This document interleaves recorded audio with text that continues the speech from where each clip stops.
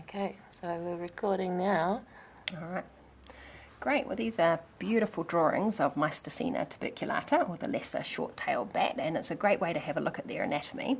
So you can see from this back view their wonderful spread of their wings, their forearms here, and then this is their thumb, the front claw is their thumb, and each of these extending down are actually like the fingers on a hand. And this membrane between their fingers is absolutely, it's very strong, it's very translucent, but that gives them that amazing ability to fly. And then those wings can fold right back up against the body, and you can see here there's actually a bit of membrane there, and the wings tuck right in and almost disappear when they're holding them straight against their body. Now they're quite robust little bats. These are quite robust forelimbs and their back limbs, and that's because the bats spend a lot of time down on the ground, scrambling around through the leaf litter or along branches or up tree trunks, hunting for their food on the ground. So they've got their lovely big ears, so here you can see, and that's of course used for echolocation.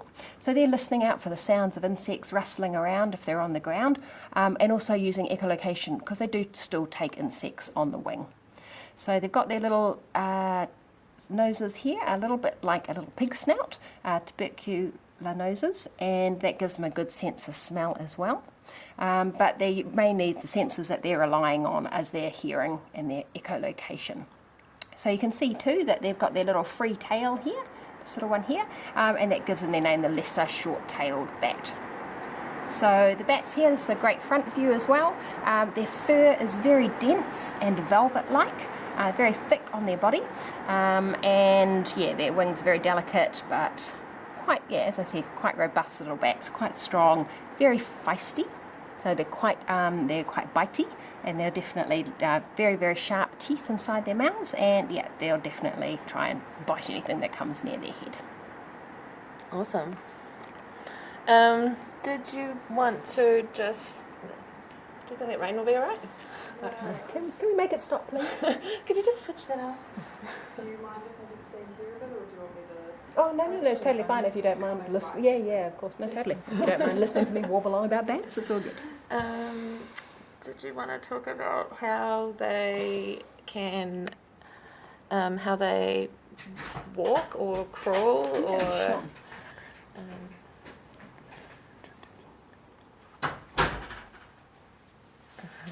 Good. Just making sure you were not out in the rain. Yeah. If it's raining, driving in, then give up. Okay. Yeah. So that's coming right in there. Good work. Yeah, cool. It's like, oh, she's not going to stay out in that, is she? Dedication, I suppose.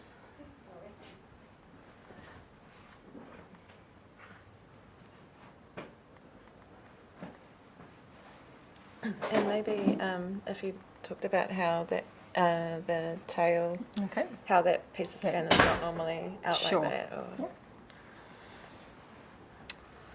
Yeah, so when they fold their wings in, they'll, as I said, they'll tuck them right in against the side of their body, and they're sort of tucked under the sort of membrane here. And then they will use their forearms as little front legs, basically, scrambling around. They're quite strong, and yeah, they're walking around on this section of their wing. Of course, and using their back feet too. Around here you can see their little free tail, which gives them their name, and this membrane is often rolled back, so their tail will actually extend past that membrane when it's rolled back, and that of course gives them their name of the lesser short tails. Okay, so this is our lovely long-tailed bat, our second species that we have in New Zealand. Similar size, a little bit smaller than the lesser short-tailed bat, and these guys only take insects on the wing, so they do not do any foraging on the ground. And these guys, you'll see they have this big membrane down here. It gives them their name, the long tail, and that stays extended at all times, so you can't see their little free tailbone there. Their ears are a little bit smaller.